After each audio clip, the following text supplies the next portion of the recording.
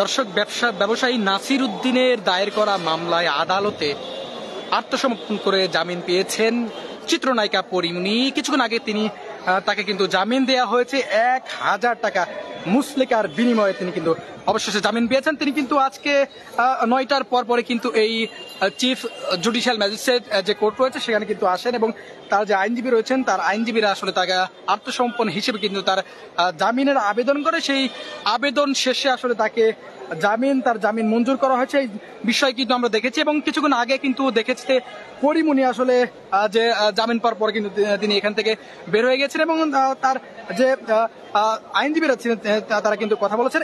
একটু যদি জানিয়ে রাখতে চাই যে ব্যবসায়ী নাসির উদ্দিনের যে মামলা, বিশেষ করে হত্যা চেষ্টা, মারধর, ভাঙচুর, ভয়ভীতি দেখানোর অভিযোগে কিন্তু তিনি মামলা দায়ের করেন। যে মামলায় আসলে পরীমনিকে এর আগে কয়েকবার কিন্তু হাজির করা হয়। অবশেষে কিন্তু তার যে আত্মসমর্পণ করে কিন্তু তিনি জামিন পেয়েছেন। আজকে কিছুক্ষণ আগে কিন্তু এখানকার যে আইনজীবী রয়েছেন তিনি কিন্তু জানিয়েছেন এবং এখানকার যা ঢাকার সিনিয়র জুডিশিয়াল ম্যাজিস্ট্রেট যে সাইফুল ইসলামের আদালতে তিনি আত্মসমর্পণ করেছেন আজকে, এবং আত্মসমর্পণ করার পর আসলে তাকে জামিন দেওয়া হয়েছে। একটু যদি জানিয়ে রাখতে চাই যে বিগত দিনের ঘটনা, অর্থাৎ 2022 সালের 6 জুলাই কিন্তু এই আদালতে সাভার বোর্ড যে ক্লাবের সভাপতি নাসির উদ্দিন মাহমুদ বাদী হয়ে কিন্তু পরীমনির সহ 3 জনের বিরুদ্ধে আসলে মামলা দায়ের করেন এবং এই মামলার কিন্তু আরো 2জন আসামি রয়েছেন পরীমনির যে সহযোগী ছিলেন, এবং ফাতেমাতুজ জান্নাত বনি ও জুনাইদ বেগদাদ জিমি ওরফে জিম, তারা কিন্তু আরো 2জন আসামি ছিলেন।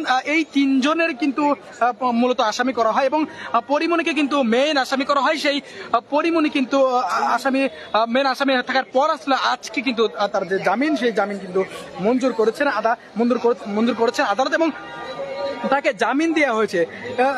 এই যে পরীমনি কিন্তু তার যে দায়ের করা মামলা রয়েছে, মামলায় কিন্তু উল্লেখ রয়েছেন যে তিনি ঢাকা বোট ক্লাবের কিন্তু গিয়ে তিনি যে অতিরিক্ত মদ্যপান এবং এইগুলো করে আসলে তিনি যে দাম তার যে মূল্য সেটি না দিয়ে কিন্তু ওখানে আদালতে ওখানকার জিনিসপত্র কিন্তু ভাঙচুরের যে তথ্য, যে অভিযোগ সেটি কিন্তু করেই কিন্তু তার বিরুদ্ধে মামলা দায়ের করা হয়। সেই মামলা কিন্তু বেশ কিছুদিন ধরে চলছিল। সেই মামলায় অবশেষে কিন্তু পরীমনিকে জামিন দেওয়া হয়েছে এবং তিনি কিন্তু আজকে তিনি কিন্তু আত্মসমর্পণ করে আসলে পরে তাকে জামিন দেওয়া হয় এবং এই ম্যাজিস্ট্রেট সাইফুল ইসলামের আদালতে কিন্তু আজকে তাকে জামিন দেওয়া হয়েছে এবং 1000 টাকা মুচলেকার বিনিময়ে কিন্তু আজকে পরীমনিকে জামিন দেওয়া হয়েছে এবং সেখানে কিন্তু এই যে পরীমনির আইনজীবী নিরঞ্জনা রিফাত তিনি কিন্তু বিষয়টি আসলে নিশ্চিত করেন।